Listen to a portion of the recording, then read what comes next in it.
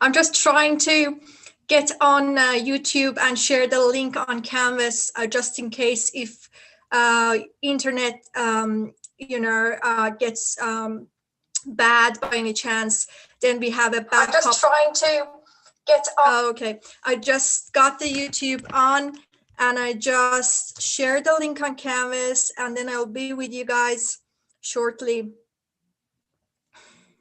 Yeah, I'd like to say to all that the video that I post on Piazza, that I share on Piazza about how to address the project is just an example, like the basic steps. Do you mind just give me a minute? Just give me a minute so I come to the Zoom. I'm on Canvas now, trying to send this link. Just be with me.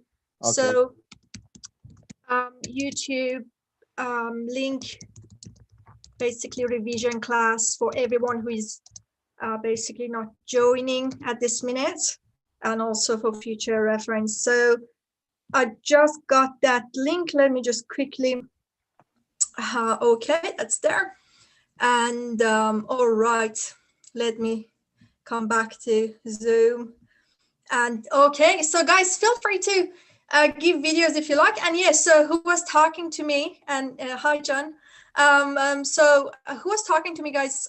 Can you repeat your question? Now I'm with you. Okay, no, I just posted. I saw many people worrying about the project and the difficulty that they could face.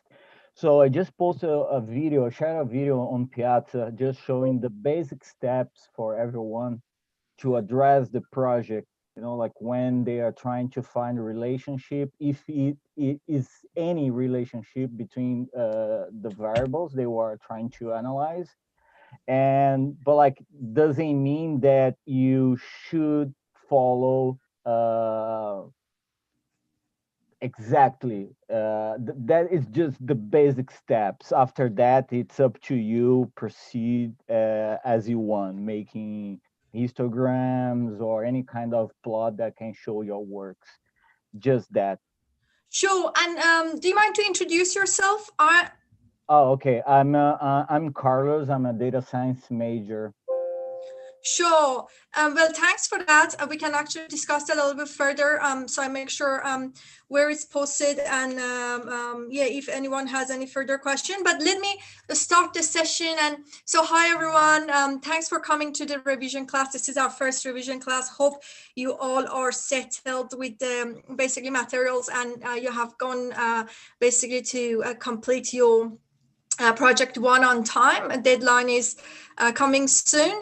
Please feel free to reach out anytime you have any questions. So I'm going to go through some highlights today. And then obviously this is just 1 hour session. So we just highlight what is important and based off the emails I've been receiving and you feel free to unmute yourself during the session and ask your questions. All right, so I have muted everyone to basically keep the class nice and quiet so we can hear whoever is speaking. But again, feel free to unmute yourself and ask your questions. So not everyone obviously could make this session because of the different time zones and all other classes. They're basically committed in different schedules and classes. So that's why we are recording the session on YouTube.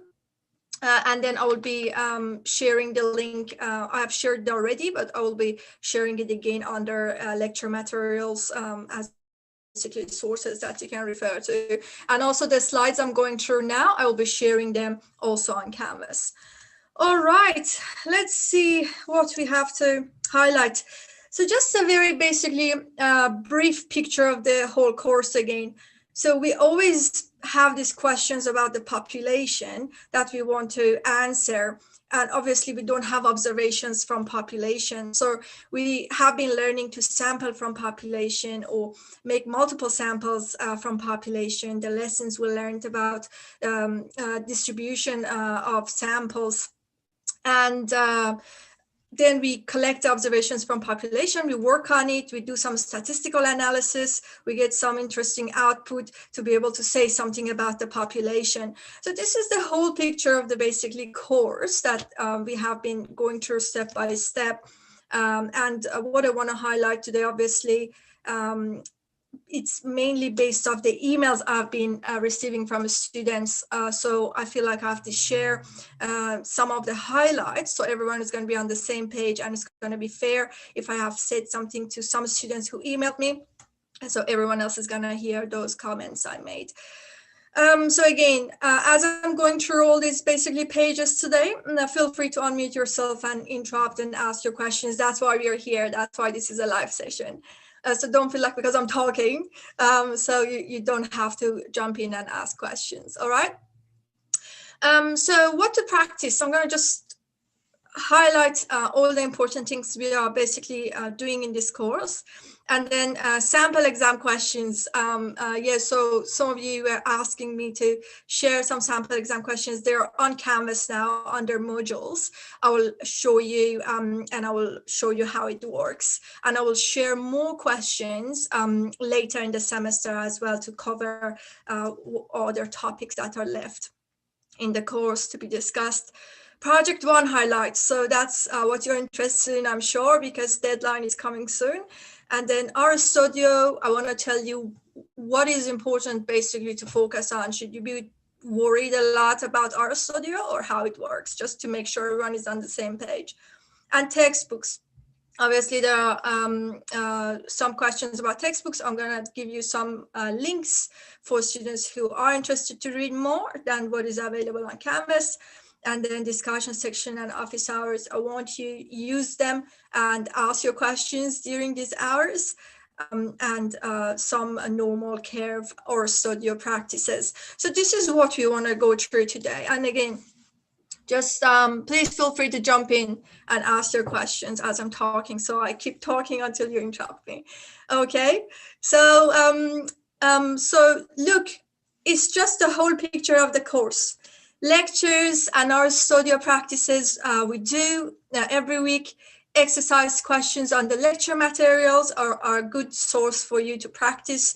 You know, some sample questions. It's going to be very similar to what we practice. It's going to be in the exam. So we're not going to surprise you with something that we have not practiced.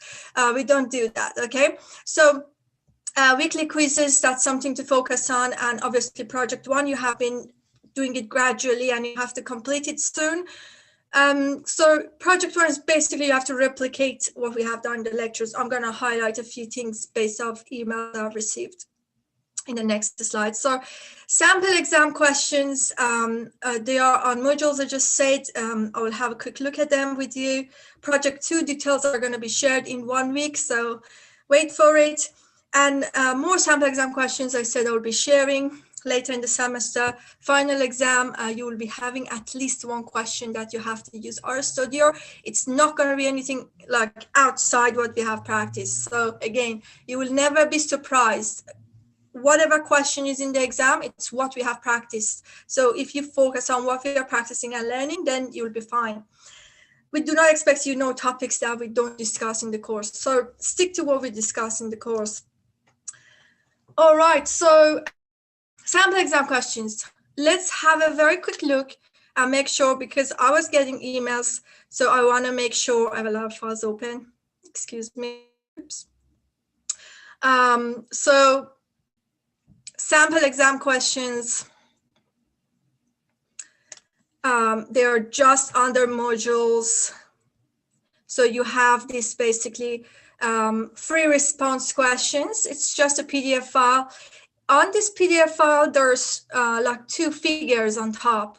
You use these 2 figures to answer some of the multiple choice questions on the other file. So multiple choice questions, there are 10 multiple choice questions. You obviously do multiple choice questions every week, so you know how they are.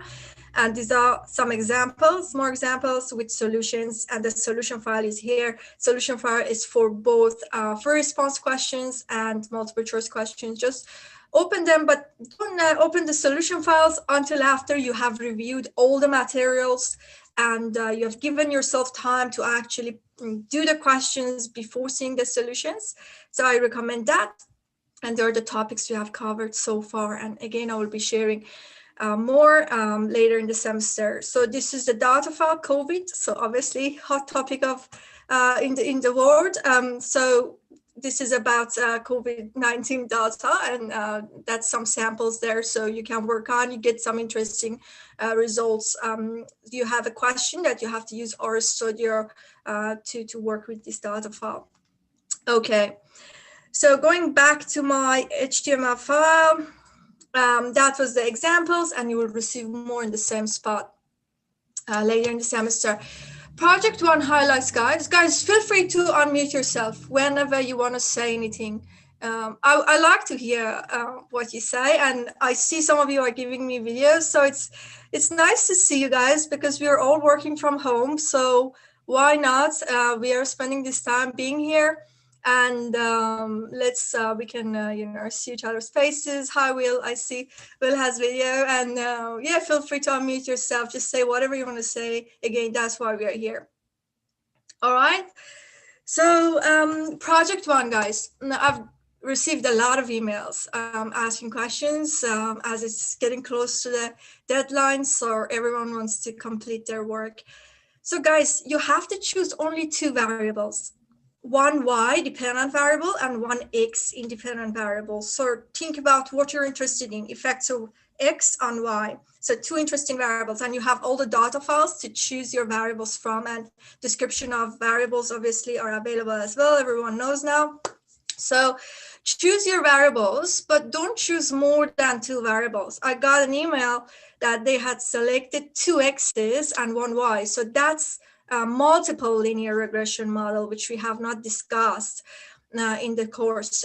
So choose a simple linear regression model, one x, one y. That's the first point there.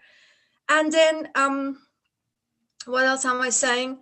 I'm saying you don't have to be worried about, I got a lot of emails actually that, we didn't find significant correlation between the variables we selected. Should we try lots of other variables to basically find that high significant correlation between two variables?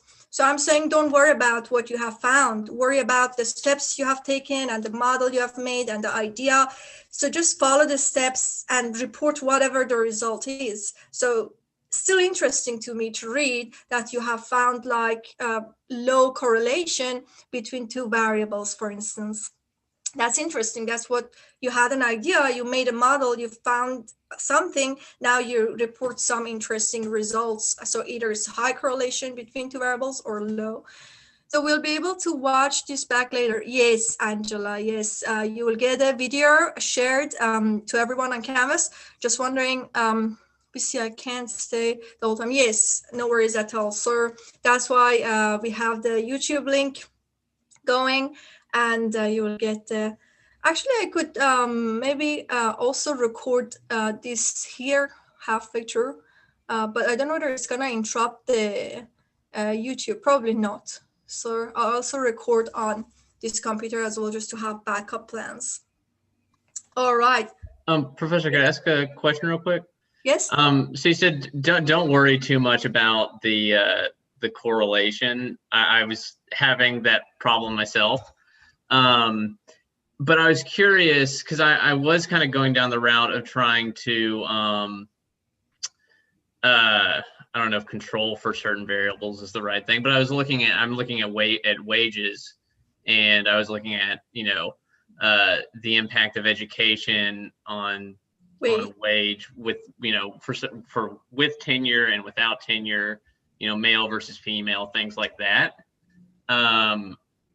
Would you advise against doing that? Because I actually noticed that some of there were whether, for example, whether or not I was looking at females only or males only, I was noticing some of the data actually worked out to have the same numbers.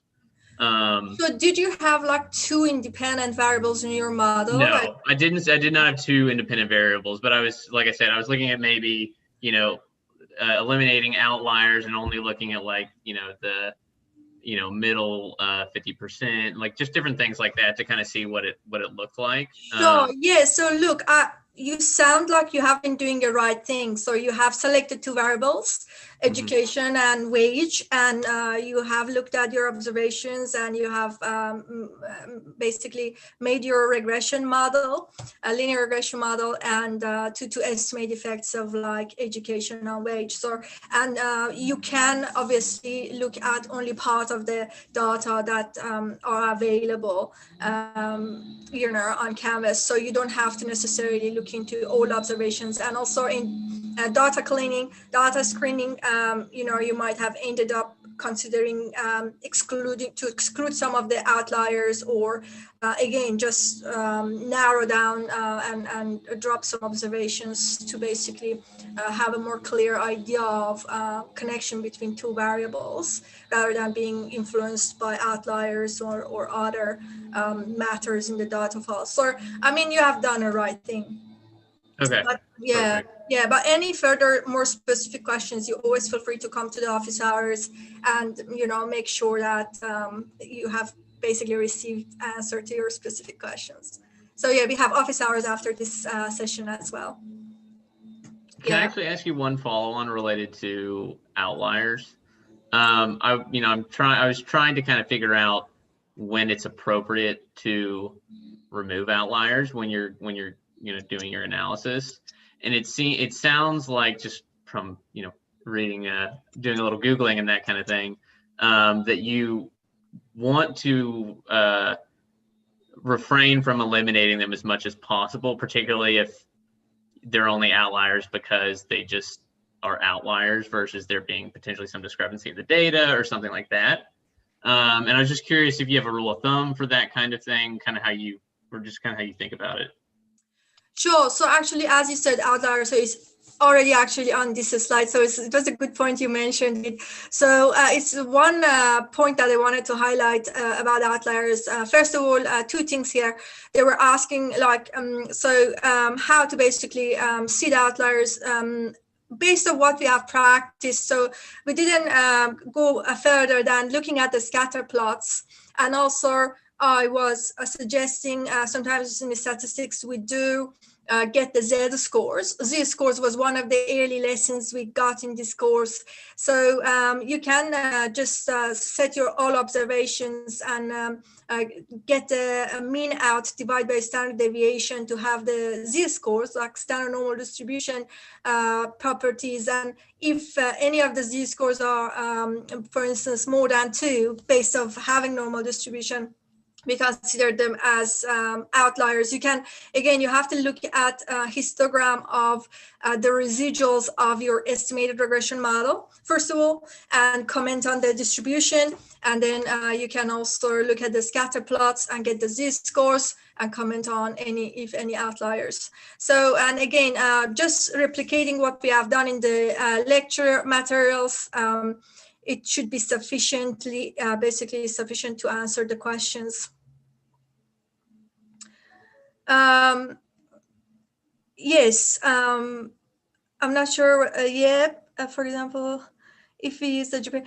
Do you mind, guys? Actually, we and I have 2 TAs in the course. Are you here? Yeah. Yeah, I'm here. Yes. So basically, guys, answer, if you don't mind, answer the questions that are coming on chat as much as you can, so I'll be able to go through the slides and make sure I cover all the highlights. And then if any questions left, guys, from the chat box, first, unmute yourself if you feel like you have to say it. Second of all, there is a discussion session after, there's an office hour after this, office hour after this live session. So let me go through all I want to say, and unmute yourself if you have any questions, and then I will get in the chat box. But in the meantime, some of the TAs are here, they're going to help you out. Okay.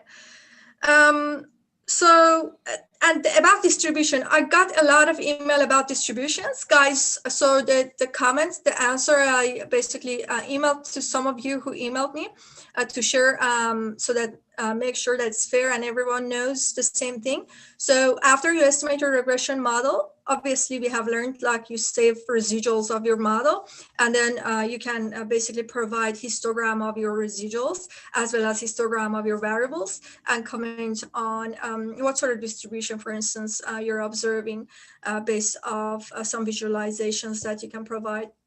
So that was just one comment about distribution part of the project, that you can provide histograms, easy to show us a few basically histograms of your variables you have selected and the residuals of the estimated regression model. Just some points about RStudio, guys. So RStudio exercises that we do in the lecture materials are basically something that you can practice, and that's what basically we need in this course. We do the RStudio practices based on the topics that we have to learn, nothing further than that. And you have to be familiar with the correct RStudio commands. Like you get a multiple choice questions, then I was getting some questions about like if I have to memorize all these difficult like commands and RStudio codes that we learn. So you have to be familiar and you have to understand it. You have to be able to pick the correct code, for instance, if it's a multiple choice question. Just a comment in that. And in final exam, again, I said you will get at least one question that you need RStudio, but it's not going to be anything out of what you have practiced. Working with RStudio, guys, in your project, please make sure you're reading a correct working directory. So I'm sure everyone knows by now. So correct working directory, you make sure to click on file and make sure what is here, and you can click on more and set it as your working directory, and make sure that you're reading the correct data file. I have seen many students, they are reading the same data file, but the data file is not where they think it is. So they have modified the data file, but they're still reading the data file in download section of their computer. So it's very important you make sure under file on your RStudio, you have set the working directory, basically the page that actually your data file is. Okay. So yeah, feel free to unmute yourself if you have any questions. So just moving forward, and again, I'm saying please use R to learn R. You can always, in the console section, we have done it. You can do question mark and then type whatever code you want to know what it is. Then this is going to give you what basically is just very quickly. Well, actually this file is my lecture notes, so it's going to be messy. So you know how to do it just in console section. Just type, for instance, question mark and whatever you want to know more. If it doesn't come up, you can use double question mark and then what you want to know more. So whoever you have used RStudio, then you're fine. But if you have not used it before, then feel free to always use RStudio console to learn more. So about the textbooks, already one basically free textbook in PDF format was provided to us, and I've made it available on Canvas. There are two other textbooks that are really good textbook. Actually, the third one I prefer more because the topics, the notes are more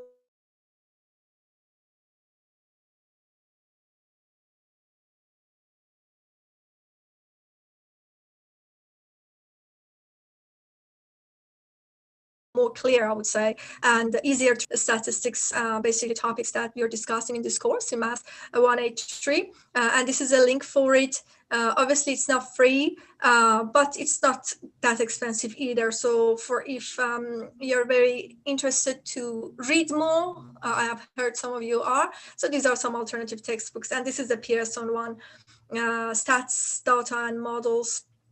You can use this link and see if this is something that you like to pages. Like none of these, I'm not related to any of them, but I've used them, and they are very clearly covering the topics we are discussing, plus the one already available for free on Canvas.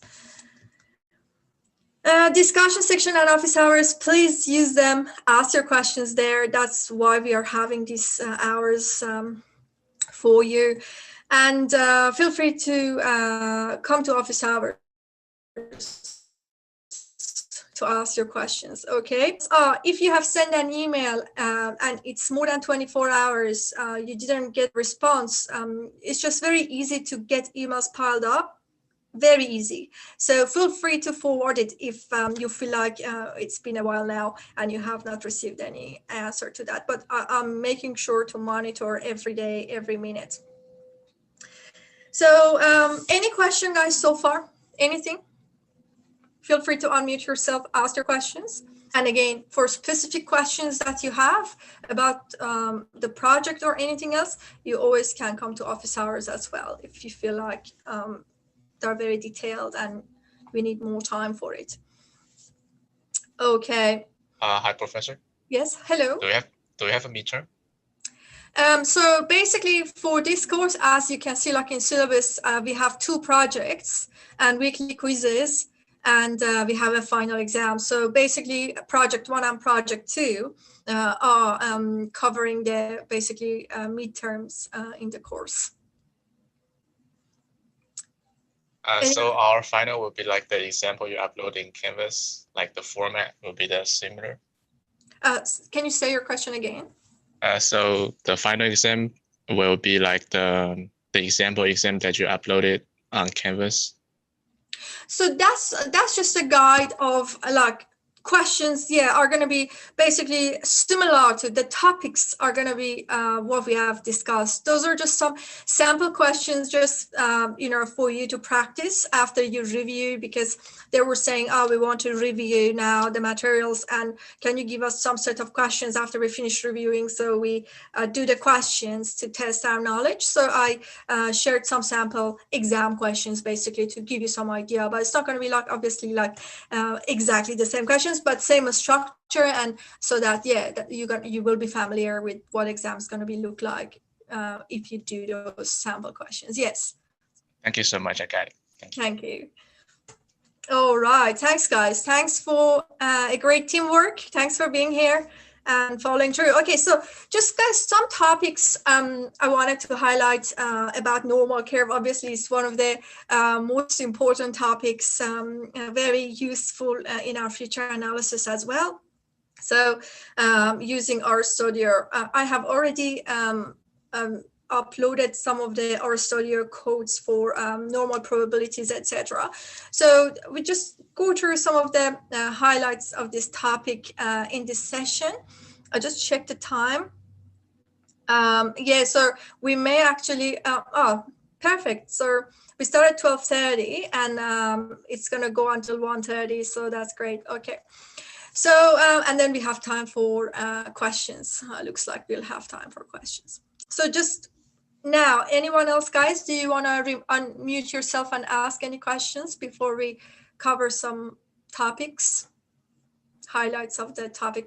I have a question. One of the last, I think was quiz 5, there was a question about where we could or could not use the Poisson distribution, yes, other than the binomial.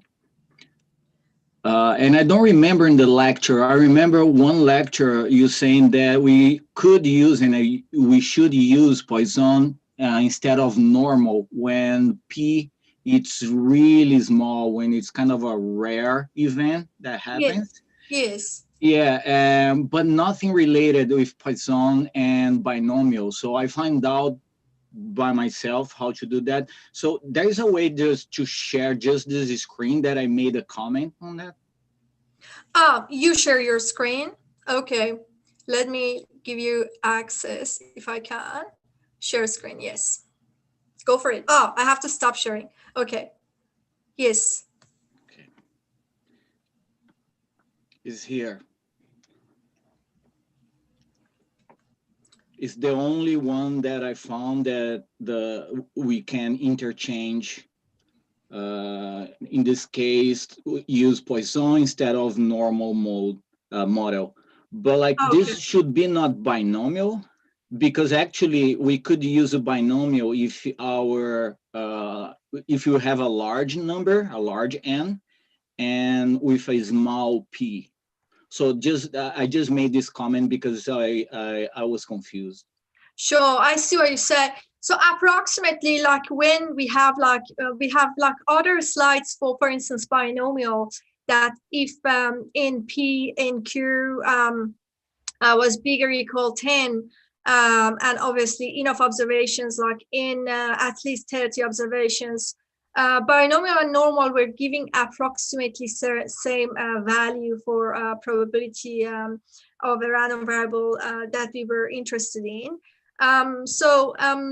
For Poisson, if it basically the condition of following normal distribution satisfies, then you should be able to get approximately same numbers, if makes sense. So other than that, which quiz is that? After this session, I will look into it and I will announce this if I have to add anything further information to that. Which quiz number? Quiz 5. And Quiz my concern, my concern in use one of other, it's because Poisson it's we use for discrete random variables, and normal it's continuous. Sure. And binomial it's also discrete. So then so I can use Poisson instead of binomial, but I could use Poisson. And there's another lecture saying that we can do that using continuity error. So continuity, like correction. Correction, yeah. Talk about So you can do that, but just in this case. So this slide, it's exactly the continuous correcting or not? Yeah. So is this I have to check the question, and I have to basically look into what you're pointing out. I see your question, but I have to check the quiz question that you're saying, and then I can answer accordingly. But yeah, your point, if you want to use continuous distribution to approximate discrete probability, like binomial or Poisson, we did introduce the continuity correction. But then, yeah, I really have to see which questions are. Tell me the question number. 1 second.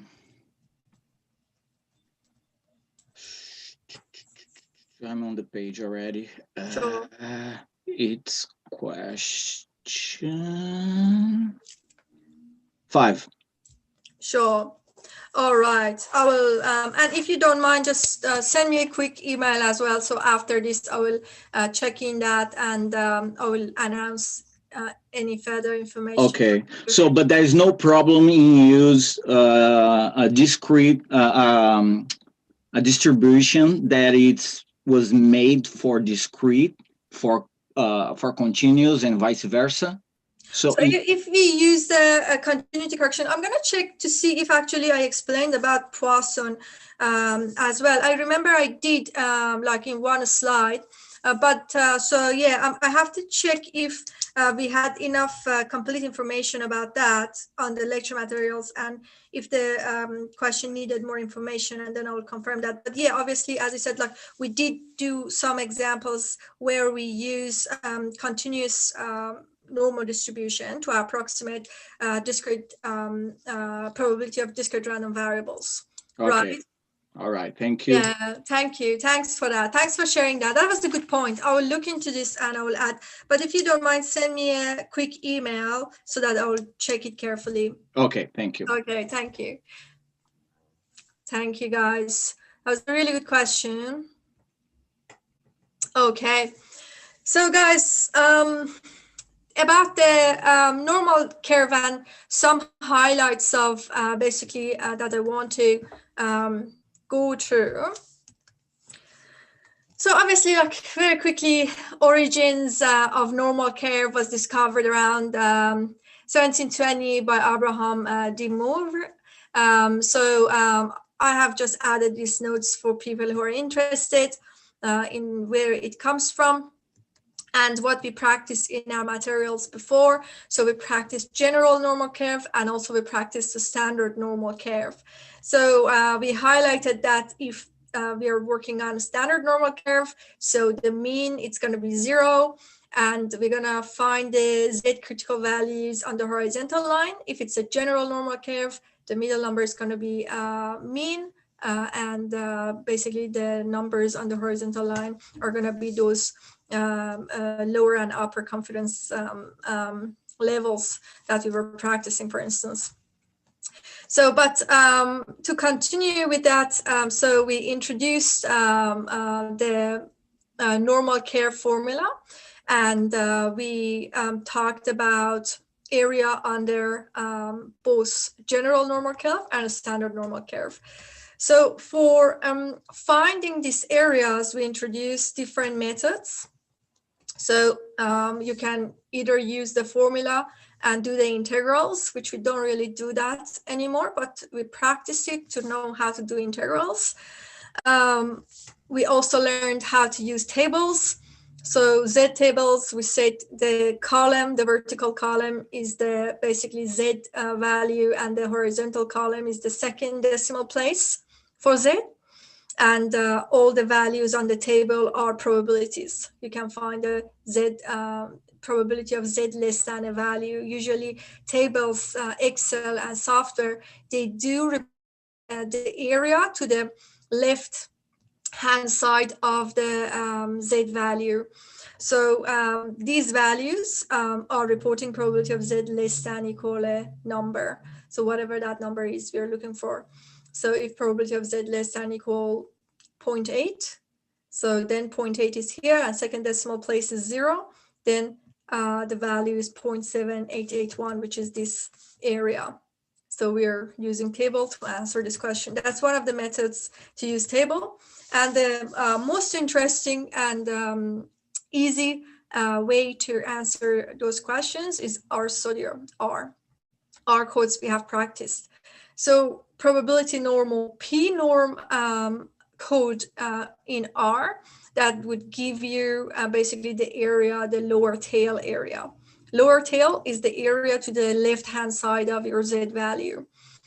And if you add like a comma and add something like lower dot tail equals false F, then you're basically looking at the upper tail, the area to the right-hand side of the value. So these two codes are very useful.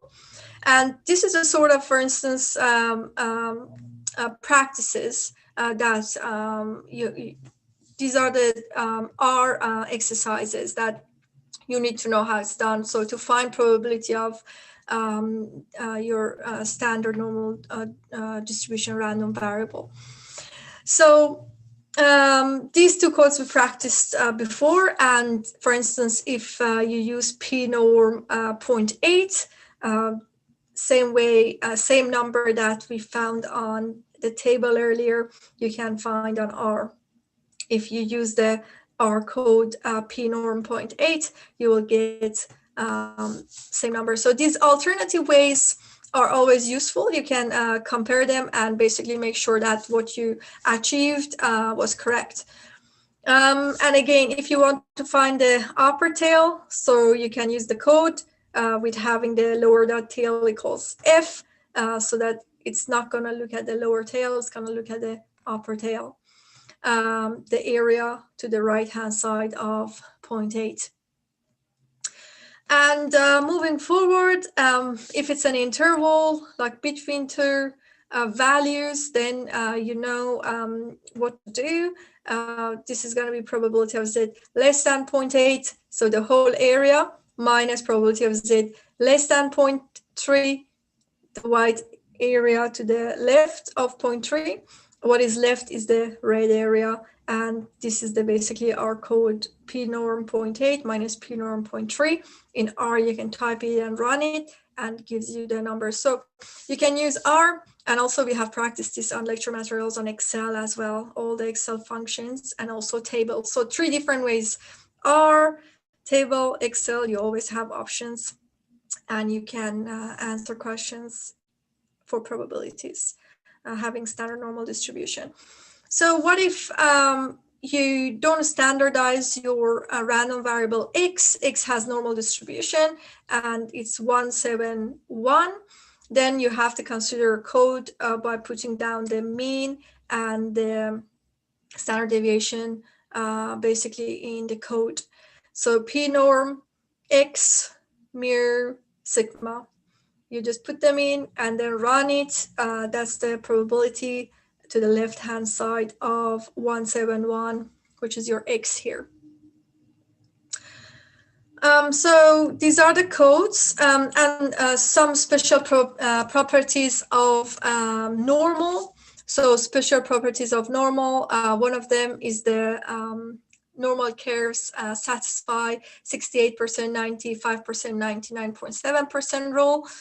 As you see, so the area, 1 standard deviation far from the mean on this standard normal distribution curves, 68% of the area under the distribution line, 2 standard deviation far from the mean. The red area, you see it's 95% of the area under the distribution line, and the whole area, approximately 99.7%, is 3 standard deviation far from the mean to the negative area and positive area. This is what you need, the alternative way for outliers. So I was suggesting, if you like, you can practice this method and see if it works in your case. You can get the z-scores. This formula is simply every single observation minus mean divided by standard deviation. You're standardizing all your observations, and then you can see if their absolute value of them, for instance, to make it easier, if it's bigger than 2, for instance, usually we can consider it as outlier, but again, you can always get the scatter plot and observe your observations as well. So that can be wanting to have a look and see how it looks like in your data you have selected to work on for your project one. So any general normal can be rescaled into standard normal by taking the mean out, dividing by standard deviation. We have done that, we know it. So if you standardize, then again, the middle number is going to be mean 0, and the variance is going to be 1 for standard normal distribution line. And for instance, if we're considering a 0.8, if X is 8, then if you know mean is 5 and standard deviation is 3, you standardize, and that's going to be 1 after you standardize X. The quality, the characteristic of this, you don't forget that the area, it's going to be the same. So the number you find is going to be the same. Doesn't matter if you standardize and then find the area, or you just find the area for your X, considering the mean and the standard deviation. So that area is going to be the same. Is that once it's standardized, you obviously use different codes, and you have taken the mean out divided by standard deviation. But the other case is that you're looking at X, but you're looking at the same area. So the following 2 areas are of the same size. And one final thing is for the intervals. So it's the same when you're standardized 2 numbers. Here we have 10 and 14. So take the mean out, divide by standard deviation, then you have to standardize them. So you can either use X or Z to answer the question. So again, I'm going to share this slides on Canvas, and that's basically what it's indicating. Again, the following 2 areas are of the same size. And one other point, maybe I didn't highlight this in the lecture notes. So I highlighted here that for standard normal distribution, like if you want to find probability of Z less than, for instance, -0.5 here, which is the red area here, it's it's same as saying probability of x bigger than 0.5 using the symmetric properties of a standard normal distribution, right? So these two areas are equal. If, for instance, you're asked to find probability of x bigger than 0.5, you can simply know based off symmetric properties of standard normal distribution that's equal to this. And then this is easy to be answered because we know software, Excel, and table, they're usually reporting the area to the left-hand side of it. And you don't have to do any rearrangements here. You can just find negative 0.5 either on table or use it on Excel or an R to answer the question. So, but then you also know probability of x bigger than 0.5. You could say 1 minus probability of x less than 0.5. So you know how to rewrite that to be able to use either software, Excel, or table to answer the question. Okay, I just wanted to basically highlight these few things on mainly focusing on RStudio here. And this is just a little summary of what we discussed about the topic of normal curve for you. Apart from that, if any question about what we discussed, so now it's like we have about 10 minutes or so to, if you have any questions, just ask your questions. Anything, guys, you want to ask, you want to share? And again, after this, yes. Sorry, I have a question on the project. Yes. So what exactly should we be including in the data screening and cleaning? So that's a good question. We don't want you to do anything more than what is done on the lecture notes. And the basically highlights of, as far as I remember, was the removing the outliers, getting the descriptive statistics, looking at the scatter plots. So again, I want you to really look into that section of lecture where we did these things and basically replicate using your own data. Did that answer your question? So it's nothing more than that, mainly removing outliers and looking at your scatter plots. Okay, in my data set, it seems like there was only one or no outliers depending on how I was looking at it. So what should I do for data cleaning? Sure. So if then as far as you look at it and report what you have done, and if you have not done any basically data cleaning, you didn't need to because your data was clean enough and you could work on it as it is. So then you just report it. And so we know that you have covered, you have ticked the step, basically, you have ticked that box of doing it. Okay, thank you. Thank you. Any other questions, guys? And about like submitting project one, I heard someone already submitted it. The one who already submitted it on Canvas, is that person here? I can't remember the name, sorry.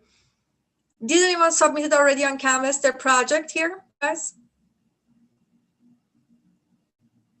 Okay, so I have to check that because I have not checked the basically all the details about submitting it. I will check how we want you to submit, either on Canvas or Gradescope. I will announce more details about how to submit it. So hang on, if you have not submitted your work yet, I'll need to check that and add some details to make sure everyone is going to submit on the right spot. Anything else, guys?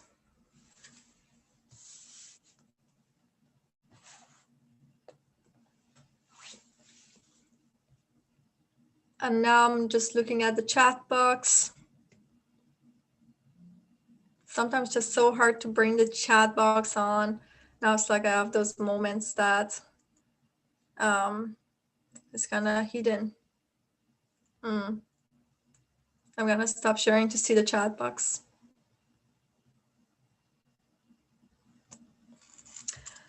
Um,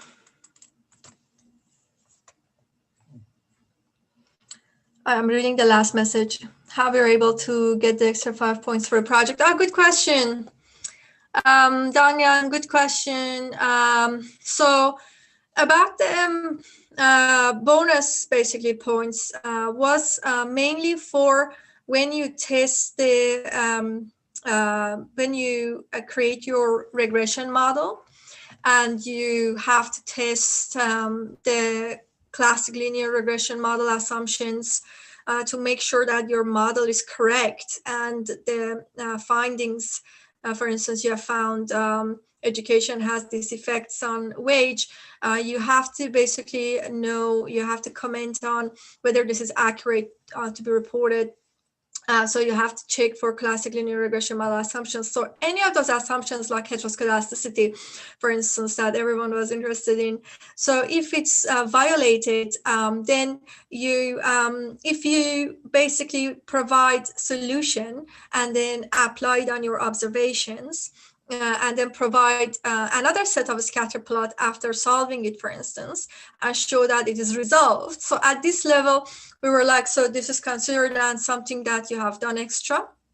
And you could get some extra points for fixing the problem and estimating your regression model after fixing the problem. So if, for instance, anyone managed to do that, that's something we will consider like when we are grading. But that's optional. So you can work on that yourself. And we didn't really cover much details in the materials about fixing the problems. So that's why that's extra mark if anyone spent any extra time on it. But again, it's optional. So you still get a full mark without doing that. If you do the basically complete all the steps, you cover all the steps. But did that answer your question, or do you have any further questions about that?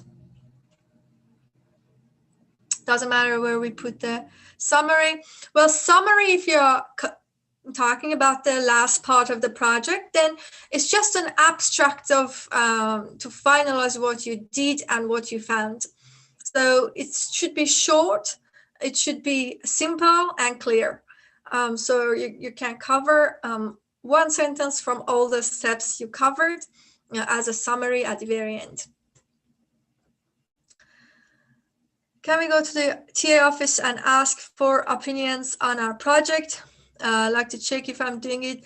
So definitely you can ask, but that's how we like you do it. And that's how they probably should do it, is that they ask you what you have done and then you show them what you have done. And then if you're stuck anywhere or you're confused, then they will guide you and they will help you like that to basically make sure that you're on the right track. So you can basically share what you have done and where you have questions. That's perfectly fine, right? And there's an office hour right after this, my office hours. You're very welcome to come to my office hours as well. And what else?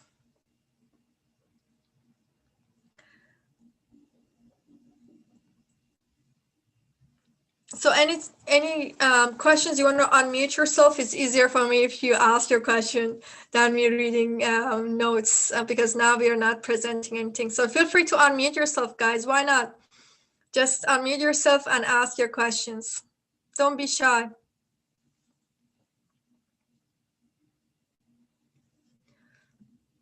Just some students,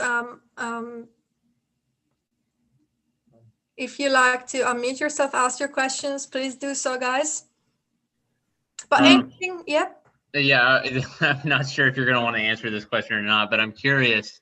Would we be able to make that correction to our regression irrespective of the data set that we chose? I'm just wondering if there's only certain ones where that may be a problem. Oh, yeah, sorry. Do you want to just ask your question one more time? Maybe I'm not sure about your question. Say it again. Say your question. Sorry, you said for the 5 extra points, we could, if one of the assumptions have been broken, is that something that we would expect to find in any of the data sets that you provided, or is that something that it's on us to, key into whether or not our data set has that issue? Yeah, so that's a really good question. So that's a really good question. So if, for instance, someone really wanted that extra point, they should really look for it. They should try different variables and manage to find some issues that they can fix if it makes sense. Because obviously not all the variables and data files, they're gonna face two problems. Even about data cleaning, like someone just said, I didn't have any outliers, for instance. So yeah, definitely you may actually get some variables and some data that doesn't have any issue, and actually you have the best perfect model. Good point, really good point. Thanks. Yeah. Thank you. So that needs more work to get that extra point. That's to highlight. Anything else, guys? So about 4 minutes, probably Zoom is gonna stop functioning, I'm assuming, based on experience, starting 1:30. So if you don't have any questions, maybe slowly we close the session before we're kicked out accidentally. Anything else, guys? Thank you. Thanks for the questions, Will. Thank you. Thanks everyone for coming. Although I know everyone is so busy with the midterms and all the questions. Thank you, Alice. Thank you. Yeah, thanks, Professor.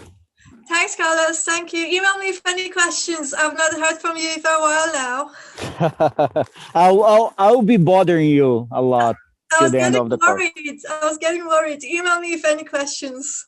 Okay. See you. See you. All right, guys. Okay. Thanks, everyone. Thank you. Any questions? You still have like 3 minutes, but yeah, everyone's slowly leaving. Take care, Professor. Thank you for the session. Thank you. Thanks for coming. Email me if any questions. We have a revision session after this, okay? Hello. Hello.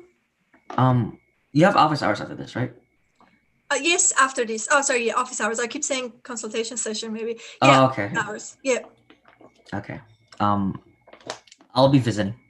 Is it in this same room or no? No, it's a different link on Canvas under modules. Click on that one. Okay. Thank you so much. Okay. Thank you. See you soon.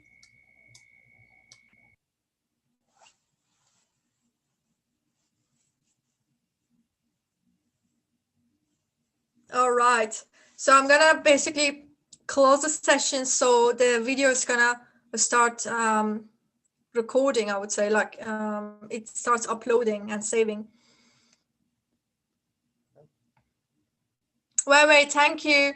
Yanyu, thank you. Sorry, I didn't see you during the session. Thank you so much. Thank you. Thank you so much for the revised section. Thank you. Thanks for all the help. You guys are very helpful. And Wei, thanks so much for coming out. I appreciate it. Okay. Okay, guys. So I'm ending the session and thanks again. Thank you. Okay, bye-bye.